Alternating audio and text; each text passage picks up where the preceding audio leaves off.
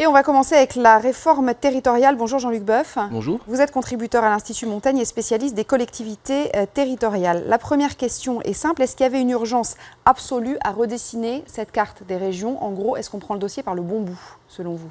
La réponse est très simple, c'est non.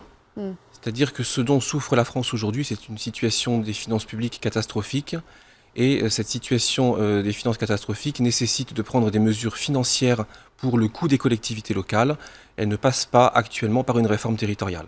Ça veut dire qu'on ne va pas faire de réelles économies, parce qu'on parle de 10, 12, 15 milliards sur ce redécoupage précisément.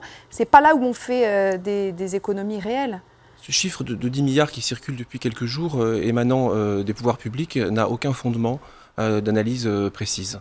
Et bien au contraire, lorsque l'on va diviser les régions, passer de 22 à 14 ou peut-être un petit peu moins, cela va générer dans un premier temps des surcoûts. Toutes les entreprises connaissent bien ce processus. Lorsque vous fusionnez une entreprise, pour éviter qu'il y ait des surcoûts, vous coupez dans les effectifs. Or, comme les collectivités territoriales sont soumises au principe de la fonction publique territoriale, il n'est pas possible, dans un premier temps, de diminuer les emplois. Mais par contre, les surcoûts seront bien présents.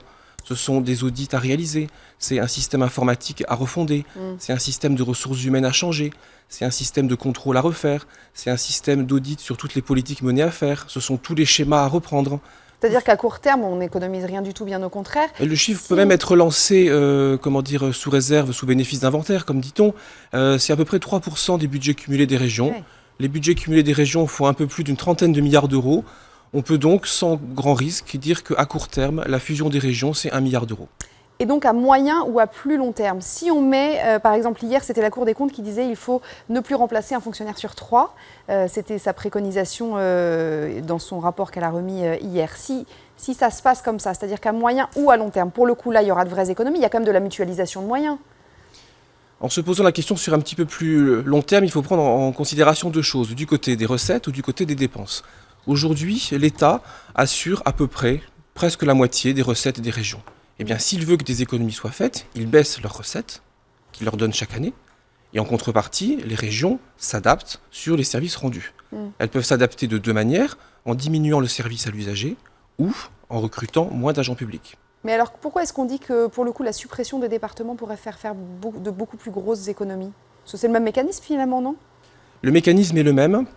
La grosse difficulté, c'est que vous supprimez peut-être une structure, mais vous ne supprimez pas les services qu'elle rend. Les départements, pour donner deux exemples, c'est 400 000 km de routes départementales. Que vous les fassiez entretenir par des départements ou par des régions, vous avez toujours votre bitume à refaire. Les départements, ce sont des allocations données aux personnes fragiles, revenus de solidarité active, personnes handicapées. Que vous le fassiez prendre en charge par l'un ou par l'autre, vous devez le réaliser.